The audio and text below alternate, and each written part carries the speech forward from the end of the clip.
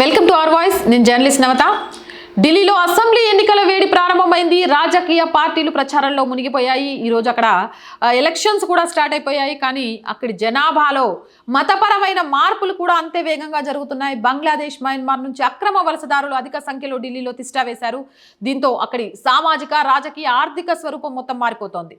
ముస్లిం జనాభా గణనీయంగా పెరిగిపోయింది. అక్రమంగా వలస వచ్చి అక్కడే ఉండిపోయిన వారు రాజకీయంగా అక్కడి రూపాన్ని ప్రభావితం చేస్తున్నారు. అక్రమంగా నివాసం ఉంటున్న బంగ్లాదేశ్ రోహింగ్యాలు అధికంగా ఉన్నారు. దీనికి సంబంధించి జేఎన్యూ 114 పేజీల నివేదికను రూపొందించింది.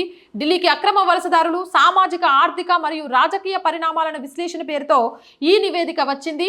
అక్రమంగా స్థిరపడిన వారి జనాభా సంఖ్య పెరగడంతో అక్కడి ఆర్థిక వ్యవస్థ అతలాకుతలమవుతుంది. వనరులు కూడా తగ్గిపోతున్నాయి. నేర వ్యవస్థలను సంబంధించిన నెట్వర్క్ బలోపేతం అవుతుంది. ఈ నేపథ్యంలో గుర్తుంచుకోవాల్సిన అంశం ఏంటంటే, మహారాష్ట్ర ఎన్నికల సమయంలో అచ్చు ఇలాంటి నివేదిక ఒకటి బయటకు వచ్చింది. ఈ పరిశోధనా బృందానికి జేఎన్యూ విద్యార్థి డీన్ ప్రొఫెసర్ మనురాధా చౌదరి నాయకత్వం వహించారు. ముంబైలో అక్రమ బంగ్లాదేశ్ వలస ప్రభావాన్ని పరిశోధించిన Tata institute of social sciences TISS senior ప్రొఫెసర్లు కూడా ఈ బృందానికి మద్దతు ఇచ్చారు.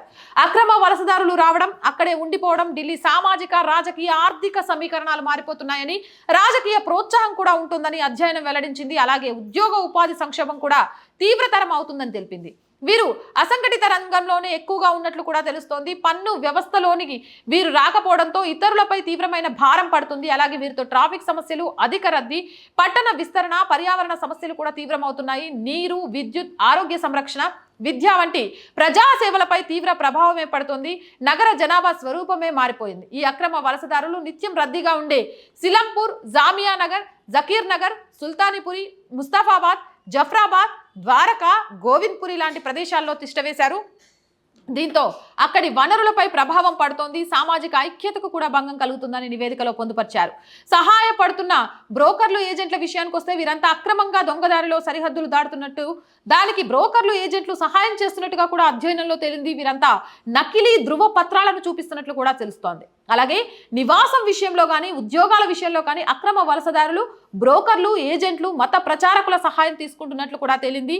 ఈ నెట్వర్క్ అంతా కూడా ఎన్నికల ప్రక్రియను, ప్రజాస్వామ్య వ్యవస్థను బలహీనపరిచేలా నకిలీ గుర్తింపు పత్రాలను జారీ చేస్తోంది. ఇప్పటికే ఢిల్లీలో మురికివాడలు, గృహ నిర్మాణం, పారిశుద్ధ్యం, రవాణాతో పాటు మౌలిక వసతుల కల్పన, నీటి సరఫరాలో తీవ్ర ఇబ్బందులు ఎదుర్కొంటోంది. అక్రమ వలసదారులతో ప్రభుత్వంపై మరింత ఒత్తిడి పడుతోంది.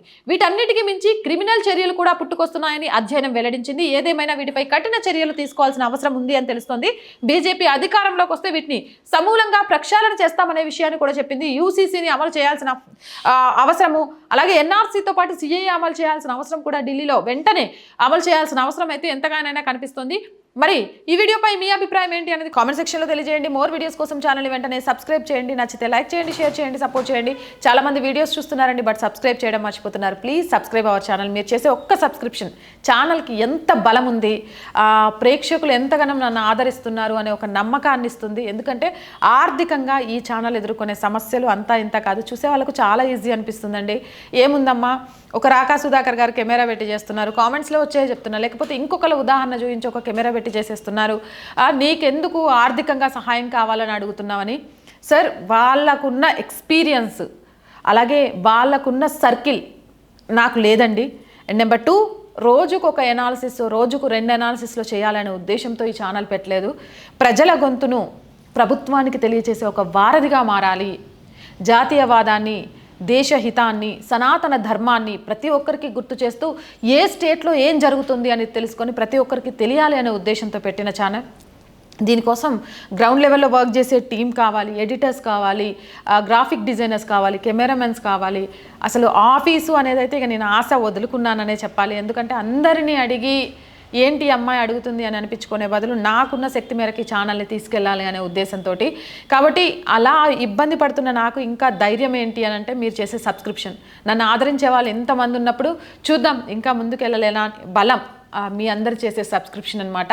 So please subscribe our channel. And అలాగే ఆర్థికంగా ఆర్ వాయిస్కి చేయుతగా నిలవండి. ఎనీ టైం మన సబ్స్క్రైబర్లో అక్క మీకు ఎంత వస్తుంది, నిజం చెప్పండి, మీరు ఎంత ఖర్చు పెడుతున్నారు, మీది ఏంటి అంటే మనకి కాల్ చేయొచ్చు. పూర్తి విషయాలు తెలియజేస్తాం. ఇందులో ఎలాంటి దాపరికం లేదు. ఎందుకంటే ఇది మన ఛానల్, మనందరి ఛానల్, మీ అందరి వల్ల ఈ ఛానల్ నడుస్తుంది. కాబట్టి ఆర్థికంగా సపోర్ట్ ఇవ్వాలి అనుకునేవారు స్క్రీన్ మీద గూగుల్ పే, ఫోన్పేతో పాటు అకౌంట్ డీటెయిల్స్ కూడా ఇచ్చామండి. వాటికి సహాయం చేయడం ద్వారా మా కళను నెరవేర్చుకోవడానికి మీ సహకారాన్ని అందించవచ్చు. వ్యాపార ప్రకటనలు చాలామంది బిజినెస్ మ్యాన్స్ ఉన్నారండి. వాళ్ళంతా తలుచుకుంటే ఈ ఛానల్ని నిలబెట్టడం పెద్ద విషయం కాదు. ఫ్రీగా వద్దండి, మీ వ్యాపారానికి సంబంధించిన యాడ్ ఇవ్వండి, యాడ్ మేము ప్లే చేస్తాము. దానికి మీరు ఇచ్చే అమౌంట్తో ఈ ఛానల్ని మేము డెవలప్ చేసుకుంటాము, ఎవరి సహాయం అడగకుండా. మీరు తలుచుకుంటే అది సాధ్యమవుతుంది. కాబట్టి దయచేసి వ్యాపార ప్రకటనల కోసం 8328500576 నెంబర్కి కాల్ చేయండి.